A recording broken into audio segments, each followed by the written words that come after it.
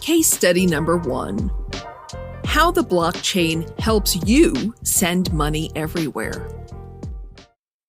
This is a bank. It holds the information about its customers and their money. This information is stored in a giant server. This is Mac. He is one of the bank's customers. He has $1,000 stored in his bank account, which the bank keeps safe.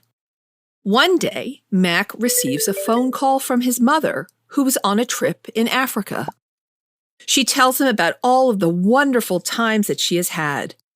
It is the final day of her trip, and she admits that she has had miscalculated spending and no longer has enough money to buy a magnificent statue of a camel as a souvenir. Mac is a great son and promises to send her some money so she can buy the camel statue.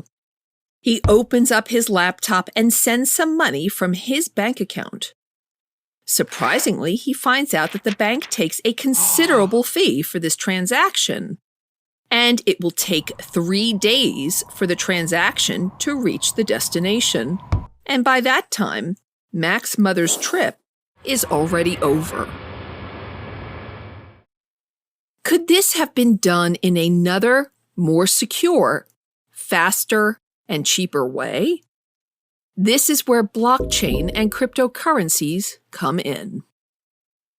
Cryptocurrencies and their transactions are one of the most well-known use cases for the blockchain, which makes international banking a lot faster and cheaper.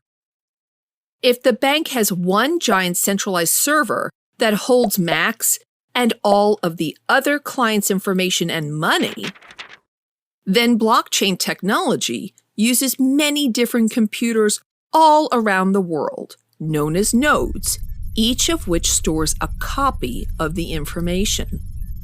This is called decentralization.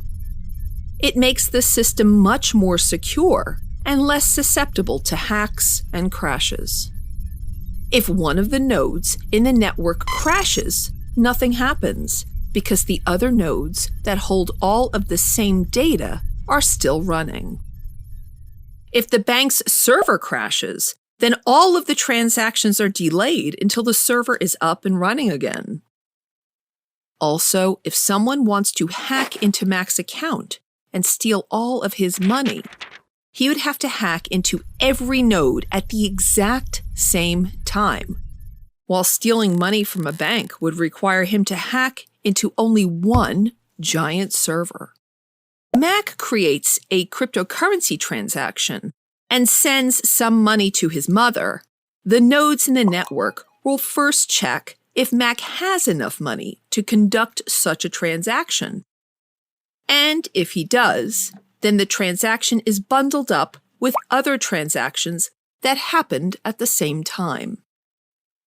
These bundles, known as blocks, are confirmed by nodes that, in addition to holding the data, create reliable seals to the blocks.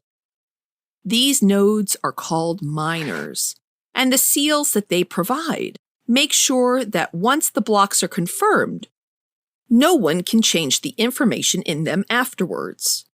For this, the miners receive rewards in the form of cryptocurrencies. After the block is confirmed, it is attached to the chain of previous blocks, creating a chronological order of blocks, hence the name blockchain. Once the blocks have been sealed and added to the blockchain, they can no longer be changed or corrupted. Once the block with Mac's transaction is confirmed, the money pops up on his mother's account. Instead of waiting for days, Mac's mother now has enough time to buy the camel before her trip finishes. Mac is really happy that he could help his mother out and that he can use this new technology to keep his money safe and make international transactions that happen almost instantaneously without paying enormous fees.